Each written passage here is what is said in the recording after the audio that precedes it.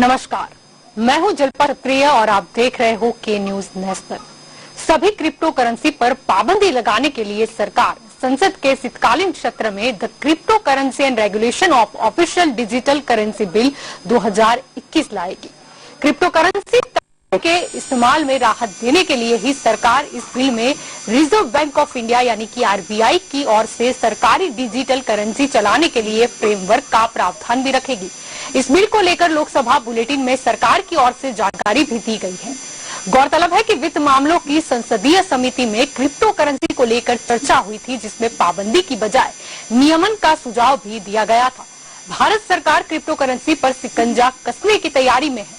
संसद में शीतकालीन सत्र में इस बारे में बिल भी लेकर आ रही है। ऐसी खबरें आते ही मंगलवार को यानी कि अभी की बात करें तो प्रमुख क्रिप्टो करेंसी अचानक से डाउन होती नजर आई। ज्यादातर में 15% से ज्यादा की गिरावट भी दर्ज की गई। इस महीने में पहले ही ऐसे तो प्रधानमंत्री नरेंद्र मोदी एक ऐसी बैठक की अध्यक्षता कर चुके हैं जिसमें क्रिप्टो करेंसी के भविष्य पर चर्चा की गई और इसमें सर्वसम्मति बनी कि क्रिप्टो को अनधिकृत बाजारों के जरिए मनी लॉन्ड्रिंग और टेरर फंडिंग का जरिया नहीं बनना देना चाहिए। अब यही हमारा आज का चर्चा का विषय है और हमारे साथ इस चर्चा में जुड़ चुके हैं सीए हार्दिक शाह हमारे साथ इस चर्चा में जुड़े हुए हैं और शास्त्री विनीत उपाध्याय हमारे साथ इस चर्चा में जुड़े हैं। राजनीतिक विशेषज्ञ प्रकाश कापड़िया हमारे साथ जुड़ चुके हैं और आम आदमी पार्टी की ओर से पुनीत जुनेजा भी हमारे साथ जुड़ चुके हैं। आप सभी का स्वागत है। सबसे पहले के न्यूज में आपसे हार्दिक जी शुरुआत करना चाहूंगी मैं। संसद के शीतकालीन सत्र में क्रिप्टो करेंसी को रेगुलेट करने के संबंधी बिल लाने की जैसे ही खबर आई वैसे ही हमने देखा, आज सुबह की भी बात करें तो निवेशकों में काफी भगदड़ मची हुई थी और एक पैनिक हम सेलिंग भी दिखे आज। इसमें सबसे पहले इम्पोर्टेंट ये है, ये जानना जरूरी है कि जो गवर्नमेंट बिल लेके आना चाह रही है उसके अंदर गवर्नमेंट का मेन उद्देश्य क्या है। जहां तक मेरी जानकारी है, गवर्नमेंट दो चीजें सबसे इंपॉर्टेंट है जो गवर्नमेंट करना चाह रही है। एक, ये पूरा जो सेक्टर है ये अनरेगुलेटेड है, कोई इसको देख नहीं रहा है, किसी की निगरानी में नहीं है, कहां से पैसा आ रहा है, किसके पास जा रहा है। तो सबसे पहले इसको रेगुलेट करने की बात है। और जहां तक मतलब पूरा पैसों का सवाल है, जनरली या तो रिजर्व बैंक या तो सेबी ये एस्पेक्ट्स को देखती है। इसके लिए अभी ऐसा लग रहा है कि ये पूरा का पूरा मसला जो है वो रिजर्व बैंक के हाथ में दे दिया जाएगा। और दूसरी बात यह है कि प्राइवेट करेंसीज जो है जो उसको गवर्नमेंट बैन करने की बात कर रही है और उसी के कारण ये कंफ्यूजन था मार्केट में कि प्राइवेट करेंसी किसको बोला जाएगा और किस चीज पर बैन लग रहा है। आज भी बहुत सारे डिबेट्स हुए, गवर्नमेंट के प्रतिनिधित्व बहुत सारी जगह पर आए हैं, बट ये खुल के सामने नहीं आ रहा है कि किस चीज पे बैन लग सकता है। एक चीज गवर्नमेंट ने बहुत क्लियरली बोली है कि they are interested in blockchain technology. Blockchain technology में उनको आगे काम करना है। शायद गवर्नमेंट अपना खुद का भी डिजिटल करेंसी लेके आ जाए। तो क्या चीज रहेगी, क्या चीज निकलेगी, ये जब विधेयक लोकसभा में आएगा तभी ज्यादा क्लियरली पता चलेगा। जी बिल्कुल। पुनीत जी आपकी ओर आना चाहूंगी, क्या कहना चाहोगे? आज तो अभी ये आधिकारिक तौर पर खबर भी आ गई और हमने देख भी लिया कि the crypto currency and regulation of official digital currency bill 2021 लेकर आएंगे। क्या लगता है इससे अब आने वाले समय में क्या सिचुएशन देखने को मिलेगी मार्केट की, अगर हम बात करें? जी देखिए, आज जब ये अनाउंसमेंट हुआ उसके बाद जिस तरह से क्रिप्टो मार्केट में हलचल हुई है उससे एक बात तो साबित होती है कि मैंने जो पहले भी मैं हर बार कहता रहा हूं कि ये जो रेट हाइक है क्रिप्टो में, जो प्राइसेस जल रहे हैं जिस तरह से, वो उसकी एक्चुअल पोजीशन नहीं बताते हैं, वो पूरा स्पेकुलेशन है। सेकेंडली, ये बिल में जो पब्लिक डोमेन में जो बातें हैं उससे जो प्राइवेट क्रिप्टो करेंसी को बैन करने की बात है, अब उसमें कई तरह के लोगों की आर्ग्यूमेंट्स चालू हो गई कि प्राइवेट कॉइन्स किसको बोलेंगे। क्या वो बिटकॉइन और इथेरियम भी प्राइवेट में गिना जाएगा जिसमें ट्रेस हो सकता है, या फिर जो डैश और दूसरे कॉइन्स हैं जिनको ट्रेस नहीं कर सकते, जिनकी ट्रांजैक्शंस को, उनको प्राइवेट में गिना जाएगा। मेरा मानना यह है, प्राइवेट कॉइन का मतलब है कोई भी ऐसा कॉइन जिसको अगर रिजर्व बैंक ऑफ इंडिया या कोई भी देश की सेंट्रल बैंक की मान्यता नहीं है, वो हर कॉइन को प्राइवेट कॉइन ही माना जाना चाहिए। क्योंकि अगर आप ऐसी कोई भी किसी चीज की छूट छाट रखेंगे तो फाइनली ये होगा कि आप अपनी मॉनेटरी पॉलिसी उठा के आप किसी और के हाथ में दे रहे हैं। मॉनेटरी पॉलिसी हर देश की अपनी खुद के कंट्रोल में होनी चाहिए। एक जो सॉवरेन का रोल की बात होती है जब भी कि एक देश है वो एक सॉवरेन है तो उसकी खुद की करेंसी है, खुद के रूल्स हैं, खुद की पॉलिसीज हैं, वो फिर कंट्रोल हाथ में नहीं रहेगा।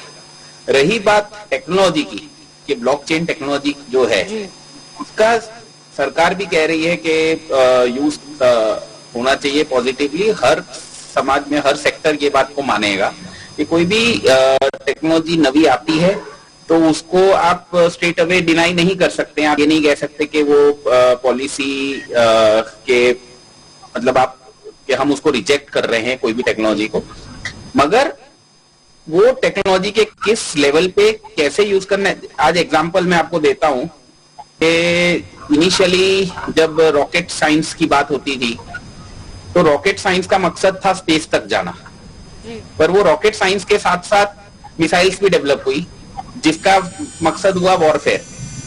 आज उसी तरह हर टेक्नोलॉजी के प्रोस के साथ उसके कॉन्स भी जुड़े हुए हैं। उनको अच्छे से स्टडी करके, उनको समझ के और उसका जहां एप्लीकेशन होना चाहिए वहीं हो और उसके अलावा कोई गलत जगह पे उसका एप्लीकेशन नहीं हो, इस बात का ध्यान रखना बहुत जरूरी है। सरकार ने कहा है कि ये बिल ला रहे हैं, पर मैं मानता हूं अच्छा होता अगर ये बिल पब्लिक डोमेन में पहले रखा गया होता और उसके ऊपर डिस्कशंस भी हुए होते पब्लिकली, क्योंकि फाइनली आफ्टर ऑल ऐसा नहीं है कि हम ही सब जानते हैं।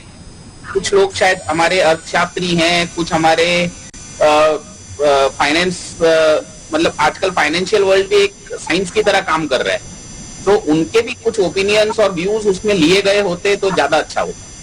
जी बिल्कुल। आप क्या और आना चाहूंगी विनीत जी, क्या कहना चाहेंगे? हम चर्चा तो पहले से ही कर रहे थे कि क्रिप्टो करेंसी में अगर सरकार कोई भी रेगुलेशन लाने की कोशिश करती है तो क्या होगा।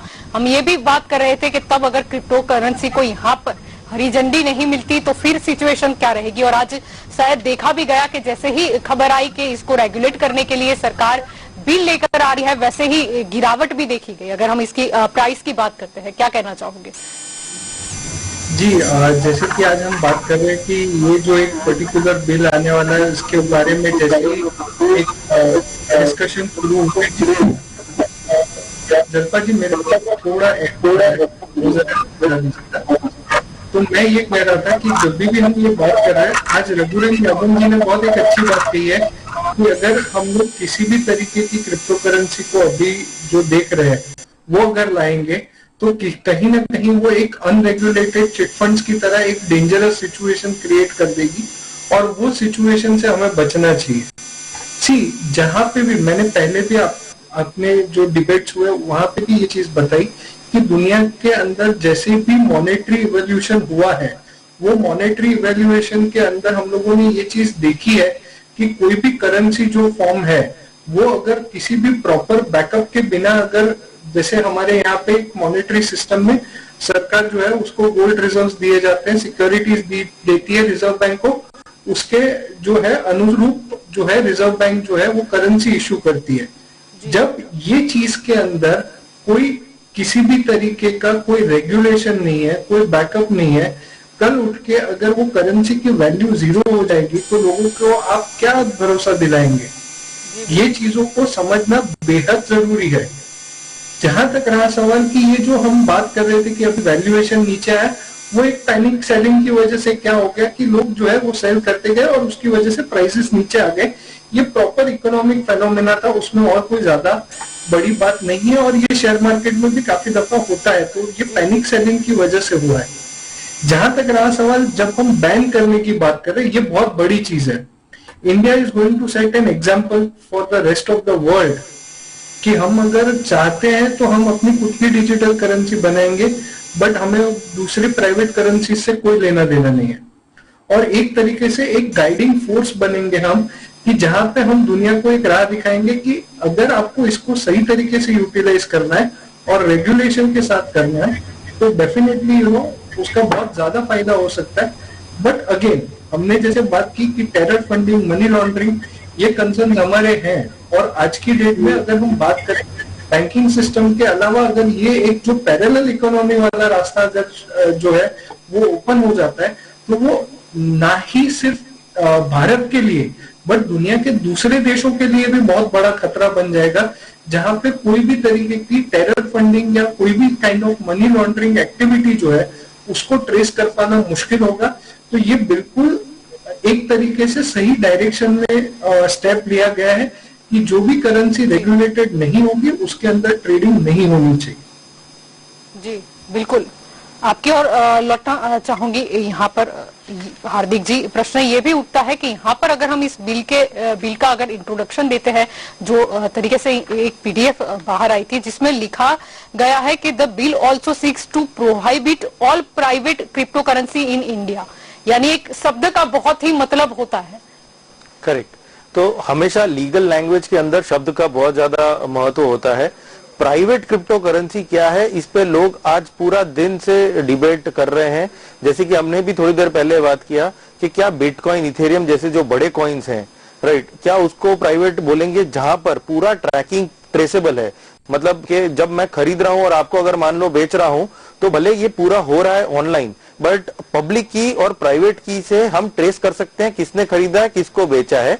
But at the same point of time Z cash और बाकी सारे ऐसे भी कॉइन्स हैं जहां पे स्टेल टेक्नोलॉजी के द्वारा वो एकदम अनोनिमस कर दिया जाता है कि कौन खरीद रहा है और किसको बेच रहा है। तो जो बायर और सेलर है वो, और जो ट्रांजैक्शन है ये सब अनोनिमस कर दिया जाता है। तो खाली पॉइंट इतना है इसके अंदर कि क्या मनी लॉन्ड्रिंग और ब्लैक मनी और ये सब ट्रांजैक्शन करना, ये सही बात है कि ये जो हो रहा है वो गलत है और इसको रोकने के हर प्रयास नियम लेने चाहिए गवर्नमेंट के द्वारा। बट सबसे महत्व का पॉइंट ये है कि मान लो गवर्नमेंट ने हर प्राइवेट करेंसी, तो प्राइवेट करेंसी क्या है इसका अभी कोई अनुमान कोई लगा नहीं सकता है, बट अगर ऐसा एक मान लिया कि हर करेंसी जो गवर्नमेंट बैक्ड नहीं है, क्रिप्टो करेंसी की बात कर रहे हैं हम, अगर उसको हम बैन कर देंगे तो पूरा क्रिप्टो करेंसी का वर्ल्ड बैन हो जाएगा। क्योंकि आज एक भी क्रिप्टो करेंसी ऐसी नहीं है जो कोई भी वर्ल्ड बैक्ड है।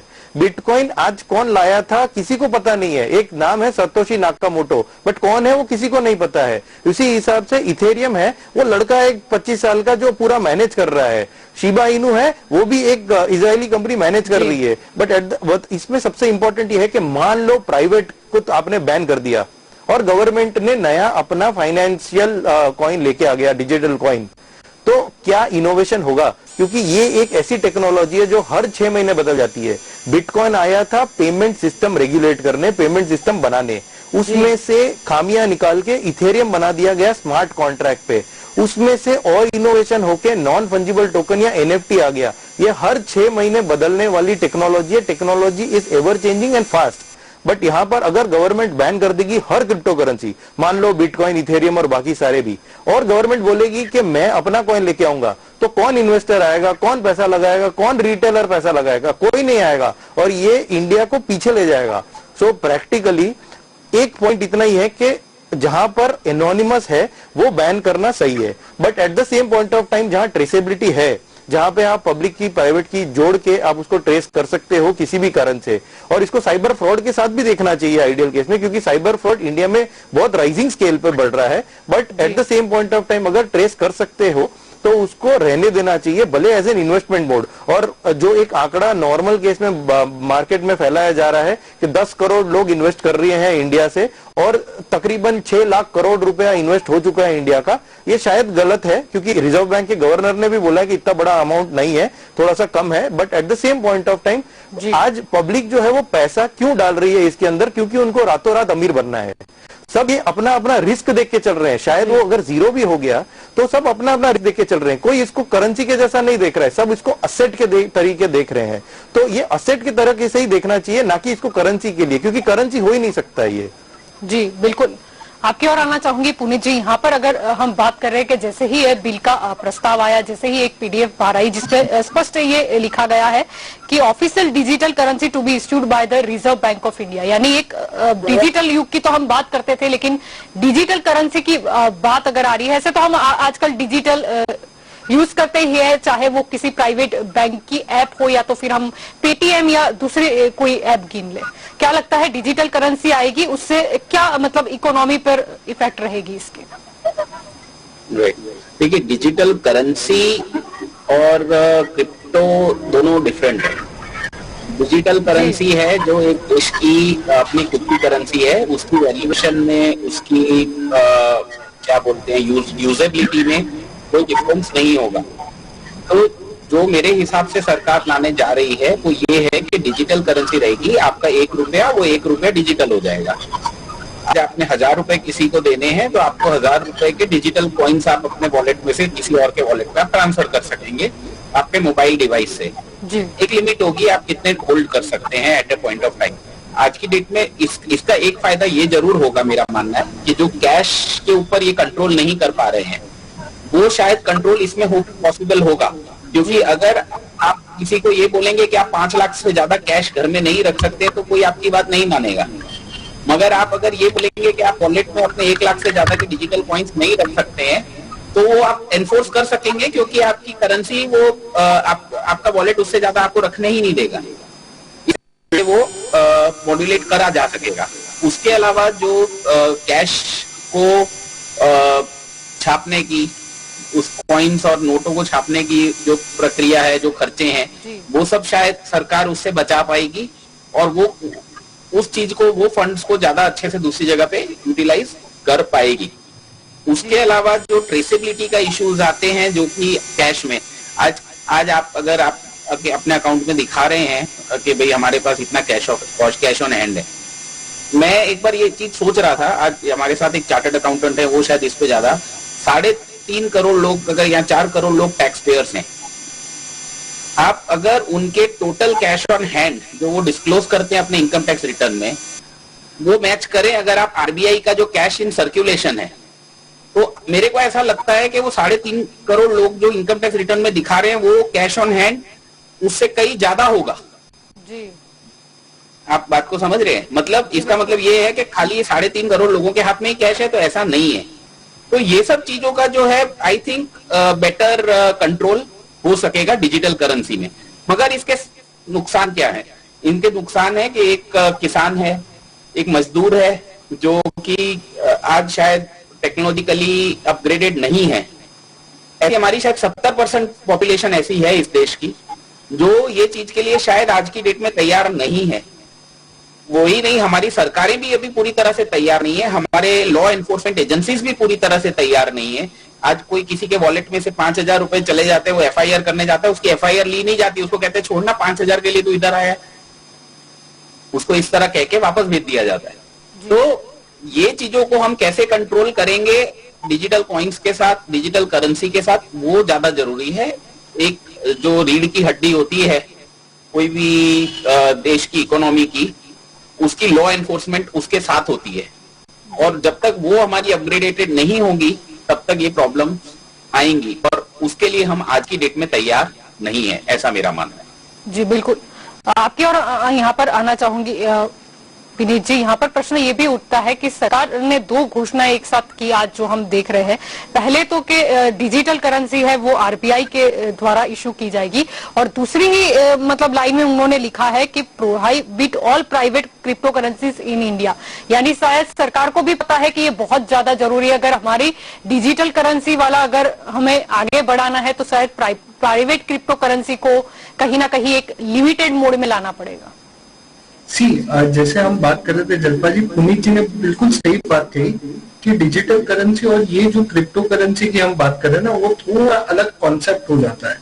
यहाँ पे जो कॉन्सेप्ट के ऊपर हम बात कर रहे हैं ना, वहां पे ये चीज समझने वाली बात होगी कि क्रिप्टो करेंसी जो है वहां पे जो ट्रेसेबिलिटी एंड अदर इश्यूज है, और हम उसको लीगल टेंडर के तौर पे यूटिलाइज करने के लिए और उसकी ट्रेडिंग को कंट्रोल करेंगे, and which is necessary, because हमारी कंट्री का पैसा जो है वो अगर इन जगहों पे इन्वेस्ट हो रहा है और वो फिर अगर कहीं पे जा रहा है जिसका हमें कोई अनुमान ही नहीं है, तो वो हमारे लिए बहुत घातक चीज है।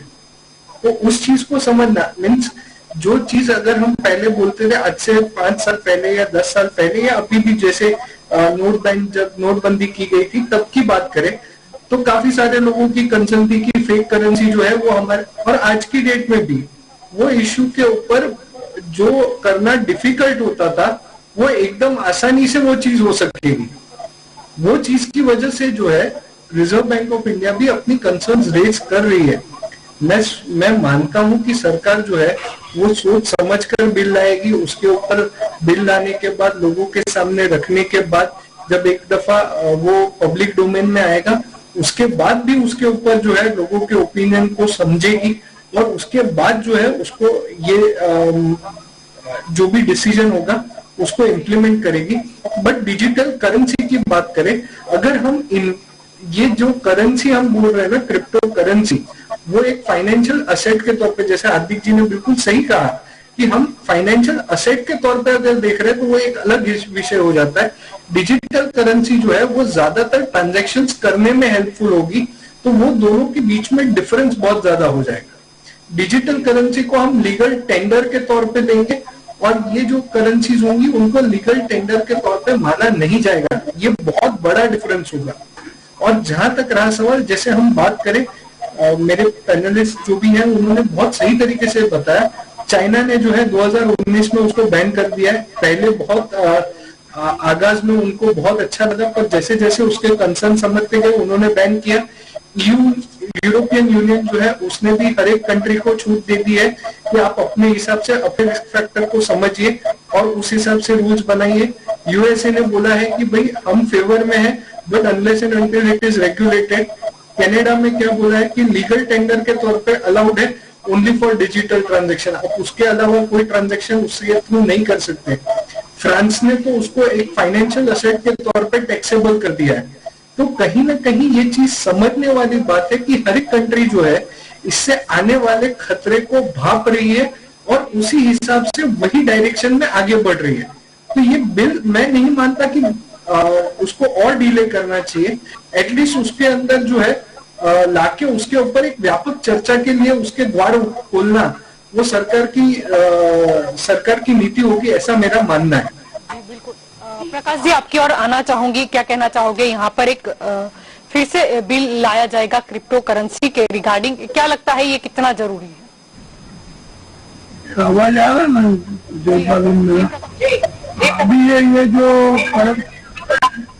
अपने देश की जो आबादी है 65% जैसे दुनिया ने बताया नहीं है, प्रजा को ये स्वीकार करना बहुत कठिन होगा और इनको पहले ओपन आउट पब्लिक ओपिनियन लेकर के इसे करना चाहिए। एक सत्ता विचार के रूप में इसका परिवर्तन ना हो जाए, इसका ध्यान रखना पड़ेगा। और इकोनॉमिक क्राइम भी बढ़ सकता है। जो उसकी तरफ से करते हैं ओपन आउट राज्यों में रखना पड़े, अपना अभिप्राय लेना पड़े, अभिप्राय से क्या कठिनाई आती है पहले मूल्यांकन करके फिर इसे लाना चाहिए, ऐसा मेरा अभिप्राय है। जी बिल्कुल। हार्दिक जी, आपकी ओर आना चाहूंगी फिर से। हम डिजिटल करेंसी की ओर आगे बढ़ रहे हैं तो काफी सारे इंफ्रास्ट्रक्चर है, उसमें भी काफी बदलाव करना होगा और पहले शायद सरकार को इस बार भी लोगों को पहले समझाना होगा कि डिजिटल करेंसी क्या है या तो फिर इसका यूज है वो किस तरीके से होगा।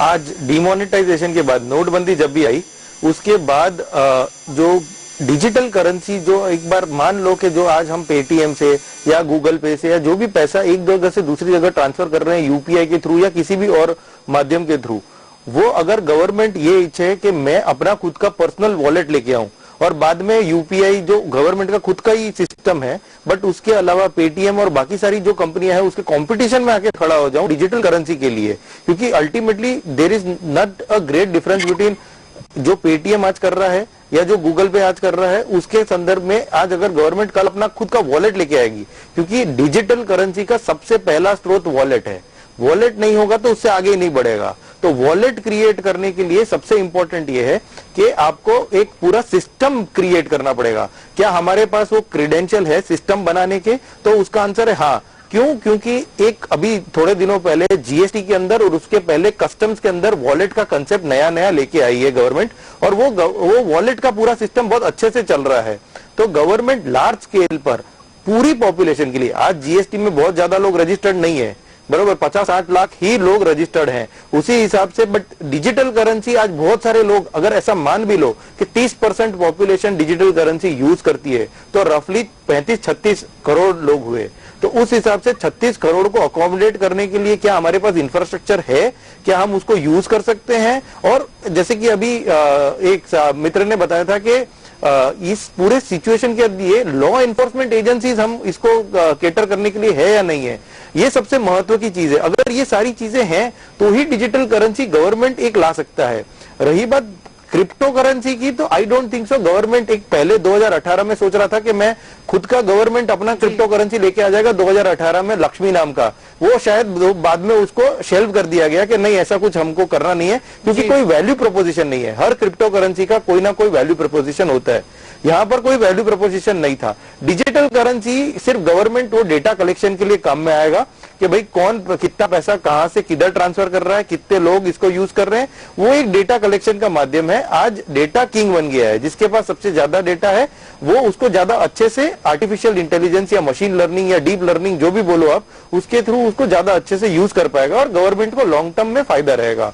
तो डिजिटल करेंसी आने से इवेंचुअली लॉन्ग टर्म में फायदा रहेगा, बट उसके कॉस्ट भी बहुत सारे हैं, तो गवर्नमेंट को वो देख के ही उसको यूज में लाना चाहिए। जी बिल्कुल। पुनीत जी, यहाँ पर फिर एक बार आपकी और लौटना चाहूंगी। यहाँ पर प्रश्न ये भी उठता है, जैसे कि अगर हम कैश इन हैंड की बात करते हैं तो कई तरह की ब्लैक मनी की भी बात आती है, फिर उसका यूसेज क्या है वो भी एक प्रश्न होता है। और जैसे कि आप बता रहे थे कि अगर अकाउंट की दृष्टि से देखा जाए तो आरबीआई ने जितनी केस का फ्लो बता रहे हैं शायद उससे ज्यादा निकलेगा लोगों के पास जो उनके अकाउंट में उन्होंने शो किए हैं। तो शायद अगर डिजिटल करेंसी की और आगे भी बढ़ते हैं या उससे बढ़ावा भी मिलता है तो शायद टैक्स पेयर्स बढ़ने चाहिए इस हिसाब से। तो जी, ये शायद एक बेनिफिट हो सकता है डिजिटल करेंसी का, क्योंकि जैसे मैंने आपको बताया ट्रेसेबिलिटी हो जाएगी और कोई भी गवर्नमेंट चाहेगी कि वो हर ट्रांजैक्शन के ऊपर नजर रख सके, हर ट्रांजैक्शन को ट्रेस कर सके। पर इसके दूसरे भी नुकसान भी हैं। नुकसान में जैसे मैं आपको एक बात बताता हूँ, जैसे एक आपका एक राइट टू प्राइवेसी है जी। आज शायद वो कई जगह तक, कई हिस्से तक वो भी कॉम्प्रोमाइज होगा। आप किस चीज पे कितना खर्च कर रहे हैं, कहाँ कर रहे हैं, किसको दे रहे हैं, ये हर चीज गवर्नमेंट नोटिस कर सकेगी। अब आप मेरे को ये बताइए कि अगर ये चलिए गवर्नमेंट के पास ये डेटा है, जैसे डेटा इज किंग की बात हुई अभी, गवर्नमेंट के पास ये डेटा है तो ये डेटा का क्या मिसयूज हो सकता है? इस डेटा का ये मिसयूज हो सकता है कि सरकार आपके डिसीजंस को डायरेक्ट कर सकेगी। आपको उस तरह की आपका एक स्पेंडिंग पैटर्न अगर गवर्नमेंट को पता है और गवर्नमेंट चाहती है नहीं आप इस तरह नहीं इस तरह स्पेंड कीजिए, तो वो आपको डिजिटल माध्यम से ऐसे एड्स आएंगे। आज आप फेसबुक पे देखिए, गूगल पे देखिए, आप कुछ डिस्कस कर रहे होते हैं, आप कोई चीज के ऊपर सर्च करते हैं, आपको फेसबुक पे, गूगल पे, हर जगह वो चीज की एड आनी शुरू हो जाती है। क्यों? क्योंकि आपको वो ट्रेस कर रहे हैं कि आपका सर्चिंग पैटर्न क्या है। इसी तरह जब गवर्नमेंट के हाथ में आपका स्पेंडिंग पैटर्न का डिटेल्स होंगी और डेटा होगा, तो गवर्नमेंट डिसाइड कर पाएगी कि आपसे क्या खर्चा करवाना है और कहां करवाना है, आपको किस डायरेक्शन में लेके जाना है। तो ये चीज से राइट टू प्राइवेसी जो है एक इंडिविजुअल की, वो बहुत हद तक कॉम्प्रोमाइज होगी। जी, आपकी और लौटना चाहूंगी विनीत जी। यहाँ पर जब हम चर्चा कर रहे हैं कि डिजिटल करेंसी आएगी तो उसके बेनिफिट्स क्या है, या तो फिर कहीं ना कहीं अगर हम आम लोगों की दृष्टि से देखें तो इसके डिसएडवांटेजेस क्या होंगे। अगर यहाँ पर डिजिटल करेंसी की बात करें तो हर रिकॉर्ड मतलब प्रॉपरली मेंटेन होगा, यानी कि कोई अपनी इनकम भी नहीं छुपा सकता, या तो फिर कहां पर उसने स्पेंड कर दिया या किसके अकाउंट में गया। तो ये गवर्नमेंट की साइड से देखें तो उनको तो बेनिफिट ही बेनिफिट है। जी देखिए जल्पा जी, हम जब ये बात कर रहे हैं, हम जब भी इस पर्टिकुलर चीज के ऊपर बात कर रहे हैं ना, तो काफी सारा ये आ रहा है कि इंडिया में अभी हमारे जो काफी सारी पॉपुलेशन है वो उसके पास टेक्नोलॉजी नहीं है। ये सारी चीजों के ऊपर हम देखें तो ये व्यापक तौर पे से देखना चाहिए कि यूपीआई या जो भी हमारे जो डिजिटल पेमेंट मोड थे उसके ऊपर कम से कम 100 करोड़ से ज्यादा ट्रांजैक्शंस हो चुके हैं। तो ये चीज ये नहीं है कि लोगों के पास टेक्नोलॉजी का सहारा नहीं है। हम ये बोले कि आज भी गांव देहात में भी जो है नेटवर्क की अवेलेबिलिटी हो गई है, काफी सारे लोग स्मार्टफोन यूज करने लगे, गांव में भी आप देखते हैं कि यूज करने लगे। तो ये मेरा मानना नहीं है कि ये इतना ज्यादा डिफिकल्ट होगा।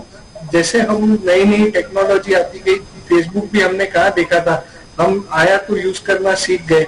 हम जैसे ही नई नई कोई भी टेक्नोलॉजी आती है यूज करना सीख जाते हैं। तो इसमें कोई ये बड़ी बात नहीं होगी कि लोगों को अगर डिजिटल ट्रांजैक्शंस कैसे करने हैं वो नहीं समझ में आएगा। सरकार जो है उसके लिए व्यापक जो है एडवर्टीजमेंट्स और बाकी सारे माध्यमों से लोगों को जानकारी देगी। जहां तक रहा सवाल लोगों को इससे क्या फायदा होगा, आप एक चीज समझने की कोशिश करिए, इतना बड़ा देश है, 130 करोड़ की जनसंख्या है, और हम जब बात कर रहे हैं कि यहाँ पे जो रिकॉर्ड्स मेंटेनेंस की बात कर रहे हैं, आज भी बैंकिंग सेक्टर के अंदर कुछ तकरीबन 20 से 24% ऐसी पॉपुलेशन है जो अभी भी बैंकिंग सेक्टर में कवर्ड नहीं है।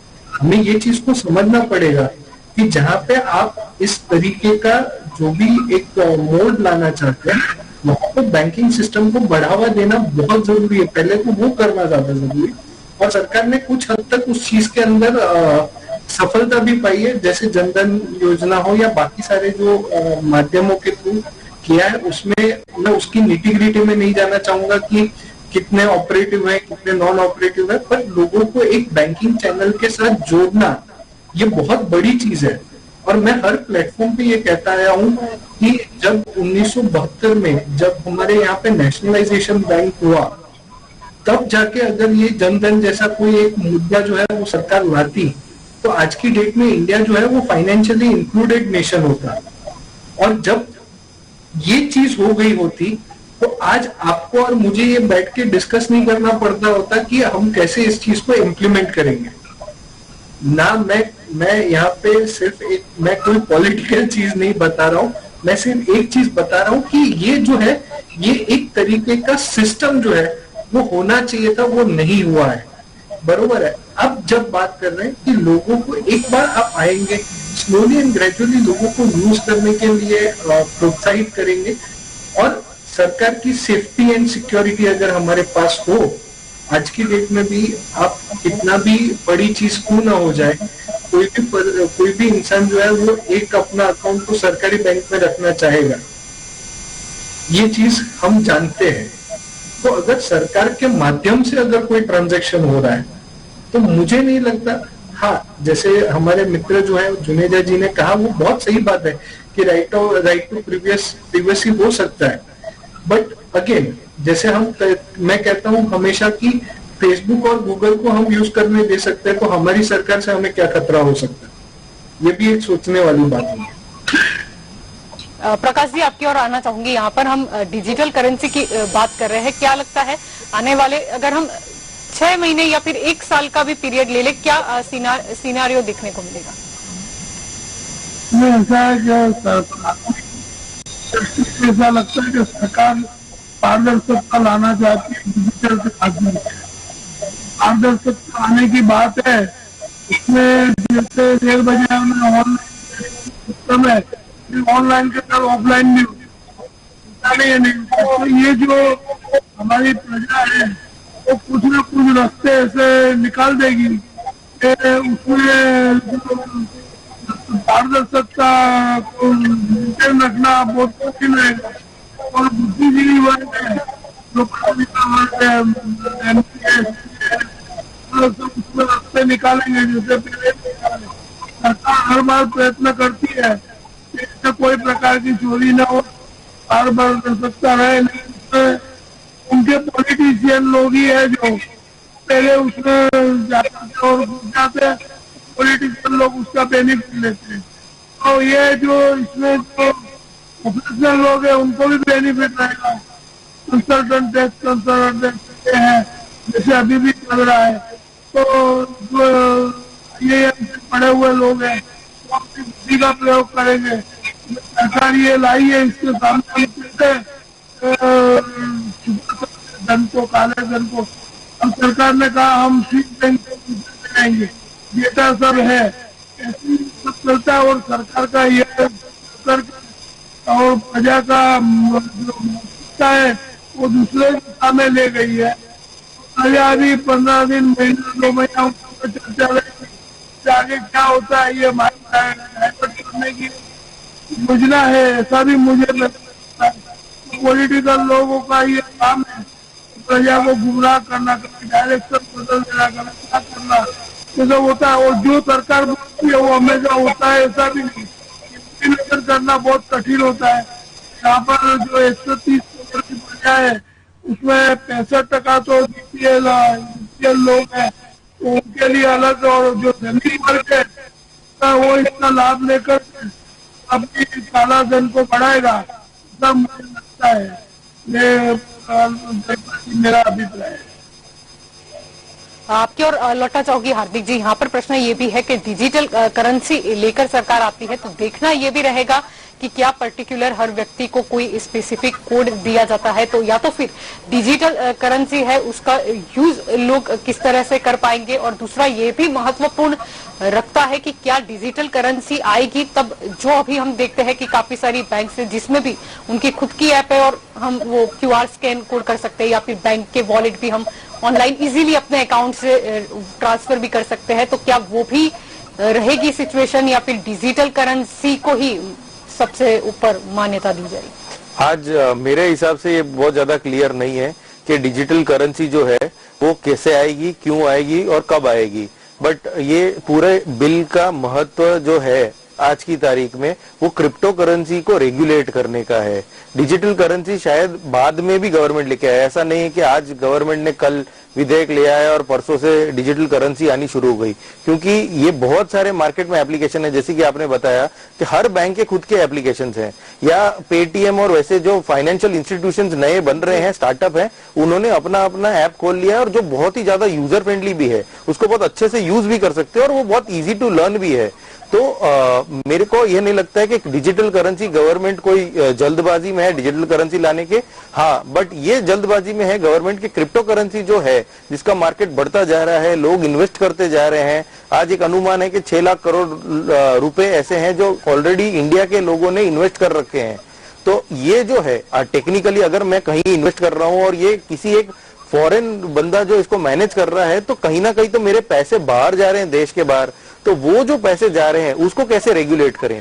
दूसरा महत्व का मुद्दा यह है कि क्रिप्टो करेंसी बहुत ज्यादा एनोनिमस भी हो सकता है, उसको कैसे रेगुलेट करना चाहिए। और तीसरा, जैसे जैसे टेक्नोलॉजी बढ़ती जा रही है उसमें डिसेंट्रलाइजेशन बढ़ता जा रहा है। तो आज फॉर एग्जांपल, आज आपका एक के न्यूज का एक जगह पर ऑफिस है, एक स्टूडियो है, उसी हिसाब से वजीर एक्स और बाकी सारे बड़े बड़े जो क्रिप्टो एक्सचेंजेस हैं उनका एक ऑफिस है। बट डिसेंट्रलाइज्ड एक्सचेंजेस जो है मार्केट में, अभी डिसेंट्रलाइजेशन का ही जमाना है, डिसेंट्रलाइजेशन का कोई ऑफिस नहीं है, सब अपने अपने घरों से मैनेज कर रहे हैं। वो एक देश में नहीं, मल्टीपल देश में है।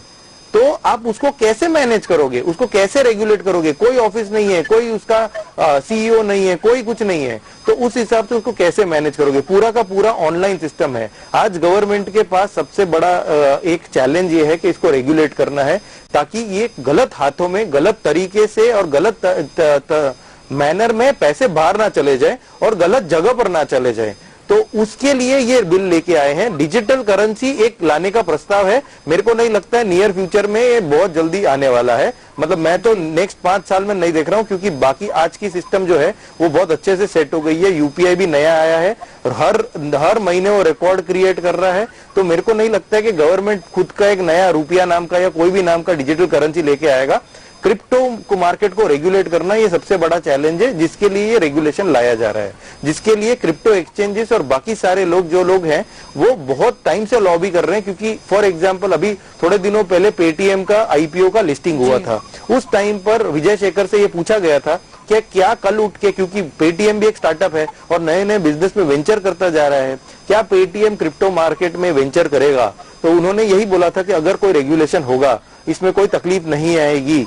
तो उसके कारण से हमको कोई प्रॉब्लम नहीं है, हम कल क्रिप्टो करेंसी का एक्सचेंज नया खोल देंगे। बट आज रेगुलेशन नहीं है, उस कारण से पता ही नहीं है कि कर सकते हैं नहीं कर सकते हैं। कर सकते हैं तो मेरा क्या प्रॉब्लम हो सकता है, सामने वाले को क्या प्रॉब्लम हो सकता है, and risk of losing the money is always there. तो मैं जो पैसा डाल रहा हूं वो पैसा रातों रात जीरो हो सकता है, और उसके लिए मेरे जो इन्वेस्टर्स हैं या मेरे जो कस्टमर्स हैं जो पैसा डाल रहे हैं उनको ये बोलना बहुत ज्यादा जरूरी है कि भाई आप जो भी पैसा डाल रहे हो वो जीरो हो सकता है, तो आप सोच समझ के ही पैसा डालो। तो वो जो रेगुलेशन है, क्योंकि ये क्रिप्टो करेंसी एक ऐसी चीज है जो रात एक दिन में जीरो, दूसरे दिन में $7,000 भी हो सकता है, और उसका कोई नियमित नहीं है, कोई ऐसा जो स्टॉक मार्केट की भाषा में बोले तो सर्किट फिल्टर नहीं है।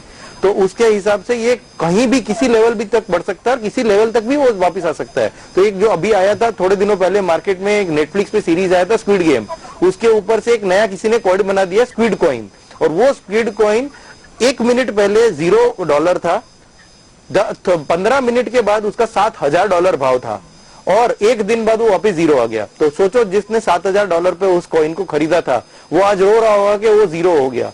उस चीज को गवर्नमेंट प्रोटेक्ट करना चाह रही है, कितने हद तक सफल होगी इसका कोई भरोसा नहीं है। जी बिल्कुल। पुनीत जी आपकी ओर आना चाहूंगी। यहाँ पर जब हम डिजिटल करेंसी की बात करते हैं तो सिक्योरिटी भी उतनी ही ज्यादा महत्वपूर्ण आती है, क्योंकि अभी भी हम देखते हैं कि कई बार कुछ मैसेजेस आ जाते हैं कि आप इस लिंक पर क्लिक कीजिए तो आपको इतने रुपए का ये वाउचर मिलेगा या ये रहेगा, और इजीली हमारी मतलब अगर हमने कितना भी कड़ा पासवर्ड डाला हो लेकिन फिर भी वो दूसरे हाथों तक पहुंच ही जाता है।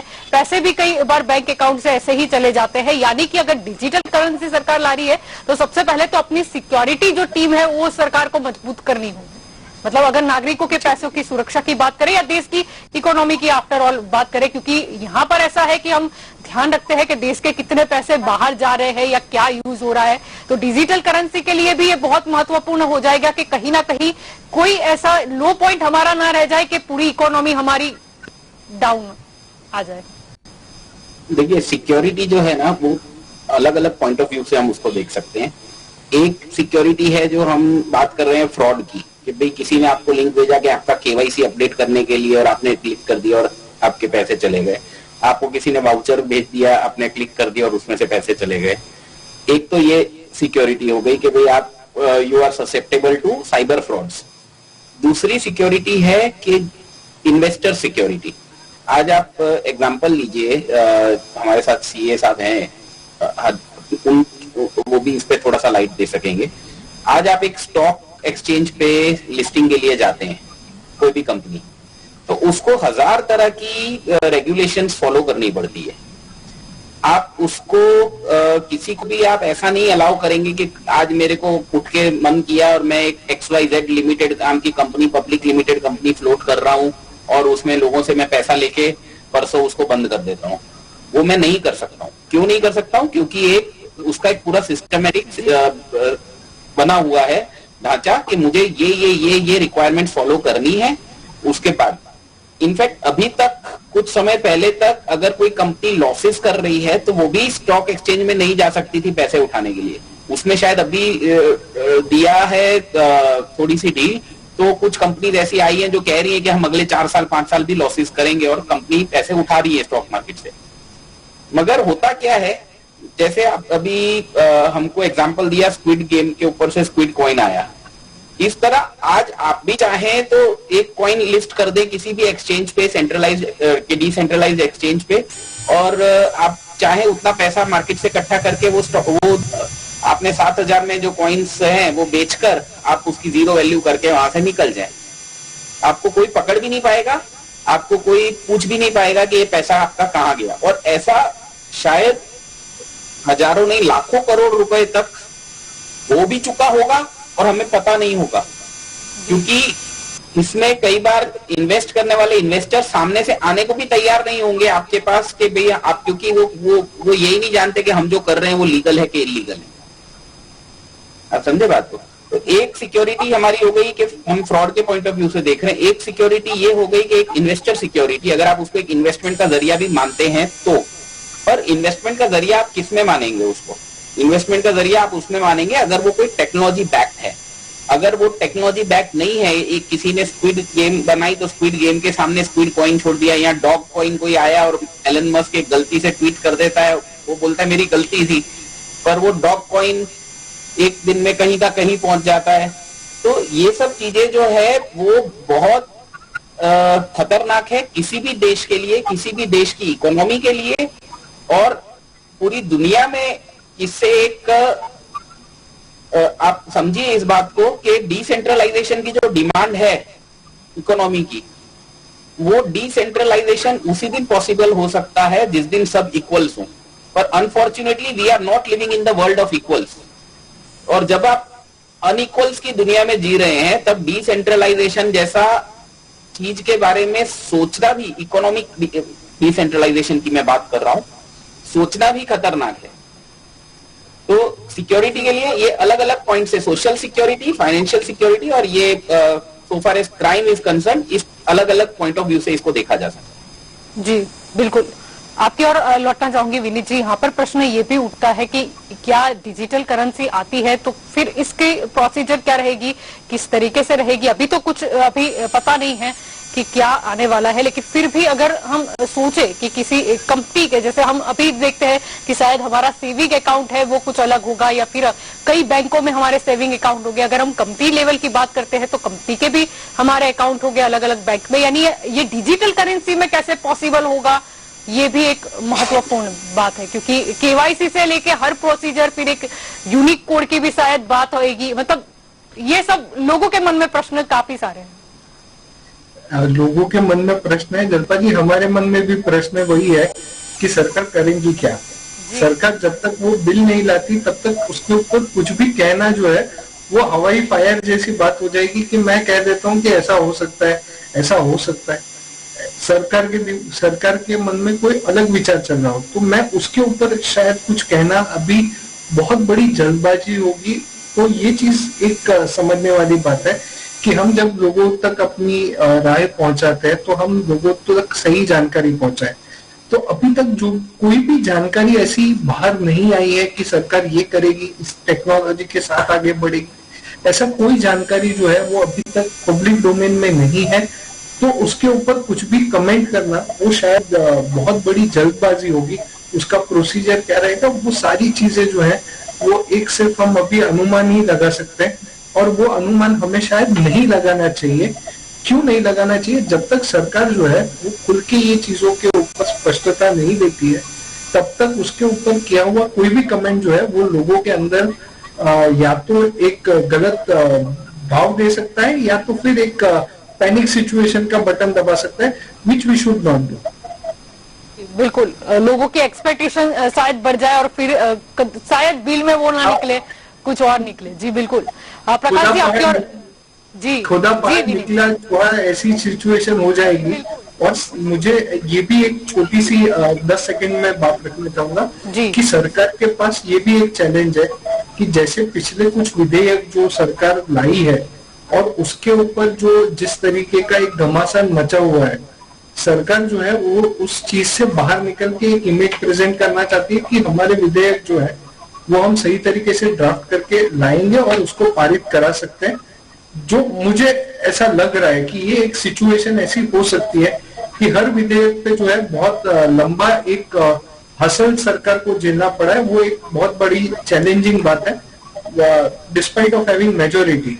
तो वो एक बहुत बड़ा चिंता का विषय है, तो सरकार उसके ऊपर भी सोच रही होगी। जी बिल्कुल, प्रकाश जी आपकी ओर आना चाहूंगी। यहाँ पर विनीत जी बता रहे थे ये बहुत ही जरूरी हो जाएगा कि अब हर बिल को सरकार की इस तरीके से रिप्रेजेंट करती है, या फिर अगर विपक्ष द्वारा कोई सवाल उठाए जाते हैं तो उसका किस तरीके से जवाब देती है, या तो फिर लोगों को समझाना। क्योंकि ये अभी पिछले ही हमने हफ्ते देखा था कि किस तरह प्रधानमंत्री को खुद आना पड़ा और कहना पड़ा कि एक वर्ग को हम नहीं समझा पाए, इसीलिए हम ये वापिस ले रहे हैं। यानी कई बार ये भी बहुत ही ज्यादा खराब, मतलब अगर मैं इसको बोलूं, परिस्थिति हो जाती है कि पहले आप किसी चीज को इंट्रोड्यूस करो, शायद लोग मन भी बना ले अपना, और फिर उसको वापस लेके जाना। ये जो बिल आता है उससे पहले जो करना, तो अभी प्रॉपर टाइम नहीं है। बिल आने के बाद उसके अंदर क्या कंडीशन रहती है, क्या बात रहती है, तो बिल आने के बाद ही पता चलेगा।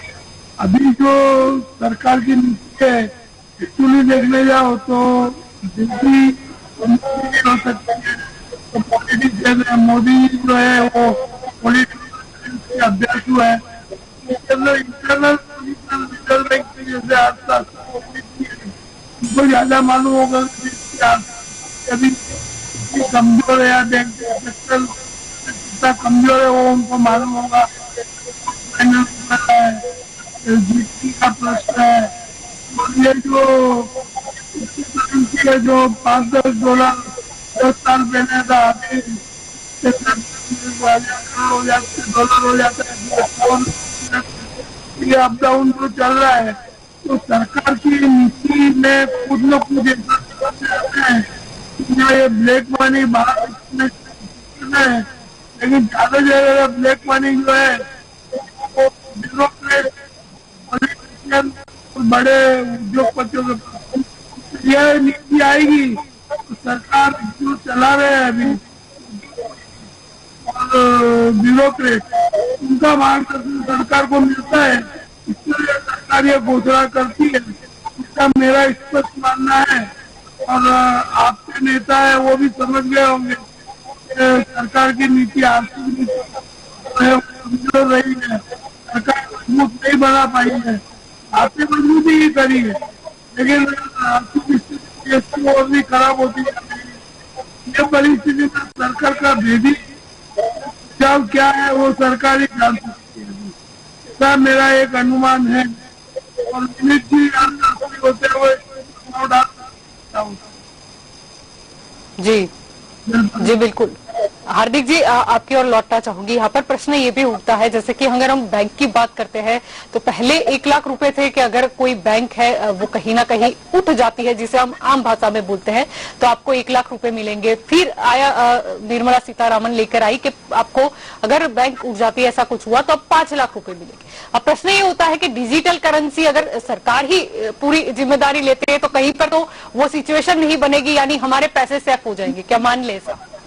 अगर ऐसा सिचुएशन आता है तो हाँ, क्योंकि सरकार के पास, सरकारी बैंकों के पास या सरकार के पास हम क्यों जाते हैं, वो सेफ्टी या सिक्योरिटी के लिए जाते हैं। सरकार ने एक नियम लाया है इंश्योरेंस का 5 लाख का कि अप टू 5 लाख, अगर आपके खाते में लाख रुपए हैं तो आपको 5 लाख नहीं मिलेंगे, आपको 1 लाख रुपए ही मिलेंगे अगर कुछ हो जाता है रॉन्ग तो। बट अगर आपके पास 25 हाँ तो भी 5 ही मिलेंगे। बट अगर वो गवर्नमेंट की बैंक है तो उस केस में ये थोड़ा सा हमारा भी एंटिसिपेशन या एक्सपेक्टेशन बढ़ जाता है कि हमारे शायद पैसे पूरे मिले। अहमदाबाद में और बाकी सब जगह आजकल बहुत सारी बैंक्स जो शेड्यूल्ड बैंक्स हैं, वो शेड्यूल्ड बैंक्स बहुत सारी बैंक्स में अभी पैसा नहीं दे पा रही थी बैंकर्स को या अपने कस्टमर्स और अपने बैंक धारकों को, और उसी के कारण गवर्नमेंट ने जो scheduled cooperative, non cooperative banks है और नॉन कोऑपरेटिव बैंक्स हैं उस पे थोड़ा सा शिकंजा कसा है।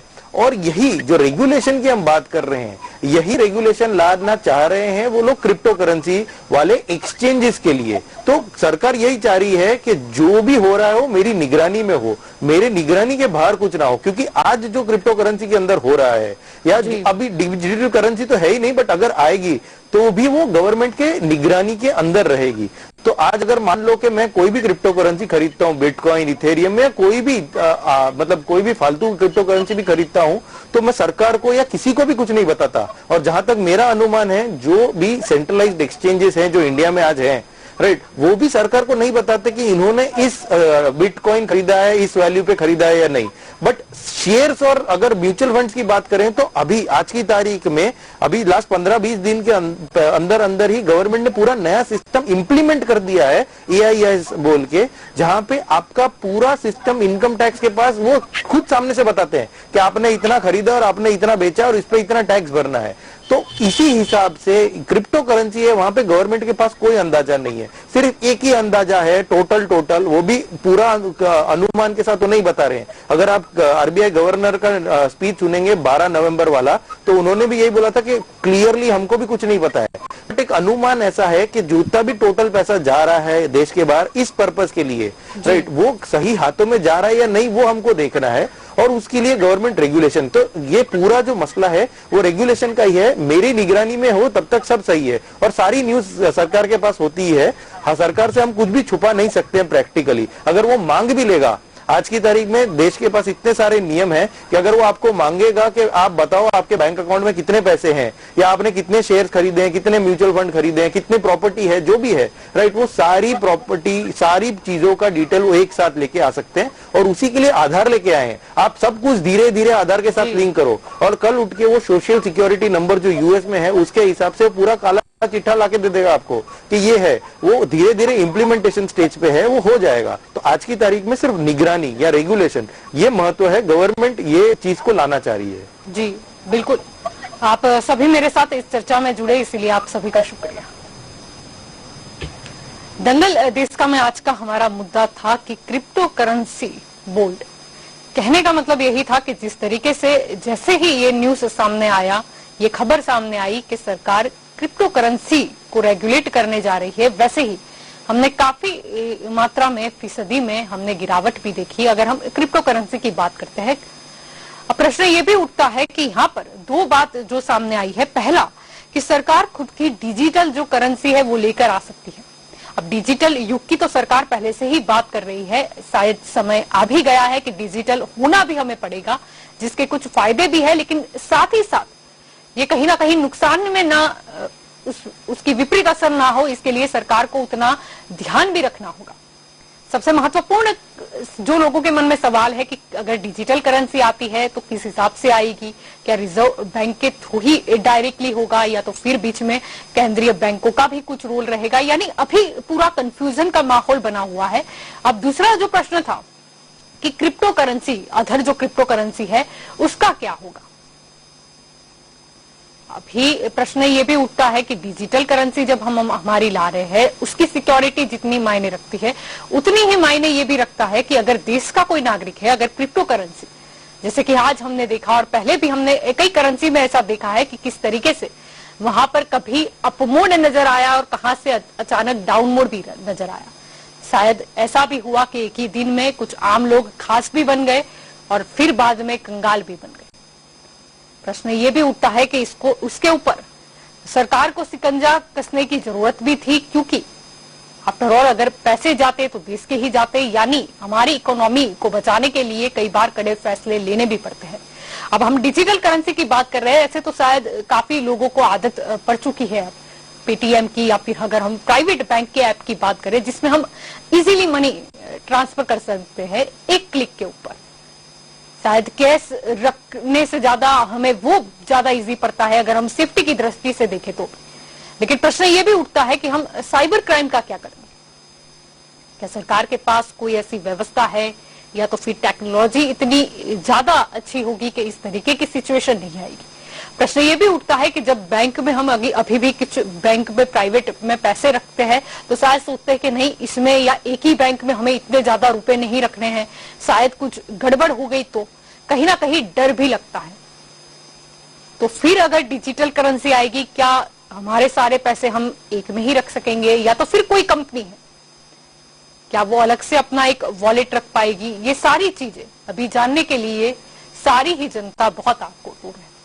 पर प्रश्न ये उठता है कि सरकार इसे रिप्रेजेंट कैसे कर पाएगी। शीतकालीन सत्र में चलो इसे विधेयक को लाया भी गया, लेकिन सरकार इसे किस वे में समझा रही है, या तो फिर जब भी कोई चीज आती है तब काउंटर क्वेश्चंस भी होते ही, क्योंकि उस चीज को ज्यादा अच्छे से समझने के लिए, या तो फिर कहीं सरकार की कोई गलती रह गई है तो उसको बताने के लिए भी फिर सरकार उसमें क्या आगे करती है वो भी देखना रहा।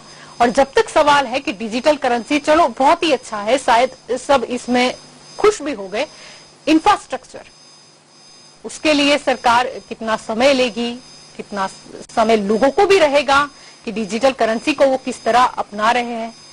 और जब तक हम बात कर रहे हैं क्रिप्टो करेंसी की, क्या क्रिप्टो करेंसी में अभी जितना इन्वेस्टमेंट है क्या अब कम नजर आएगा अगर हम पूरे भारत वर्ष की बात करते हैं, भारत देश की बात करते हैं। प्रश्न ये उठता है कि क्रिप्टो करेंसी में तो पहले ऐसा था कि अगर देखा जाए तो किसी एक देश ने, ये बहुत से देशों के साथ जुड़ा हुआ मामला गिना जाता था। जब इंडिया खुद की डिजिटल करेंसी लॉन्च करती है तब दूसरे देशों से क्या हमें प्रतिभाव मिलता है वो भी देखना रहा। अगर हम अंतर्राष्ट्रीय लेवल के कोई ट्रांजैक्शन की बात करते हैं तो उसमें भी क्या रहेगा वो भी बहुत ही ज्यादा महत्वपूर्ण है।